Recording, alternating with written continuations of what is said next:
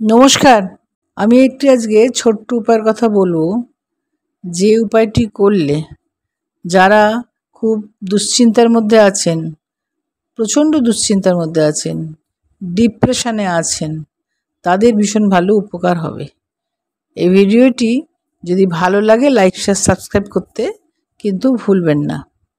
এই ছোট্ট উপায়টি হলো, প্রতিদিন সকালে এবং রাত্রে দুবেলা একটি গ্লাসে জল ভর্তি করে নিন। নিয়ে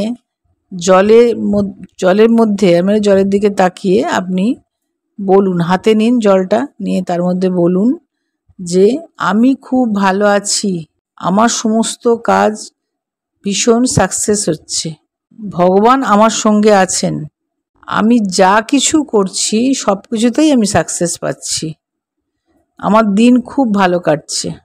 এইভাবে আপনি প্রেজেন্ট টেন্সে বলুন, দুবেলা বলবেন, দেখবেন খুব দ্রুত আপনি সাকসেস পাচ্ছেন, আপনি ডিপ্রেশন থেকে বেরিয়ে আসতে পারছেন, চিন্তামুক্ত হচ্ছেন। করে দেখুন। রাধে রাধে।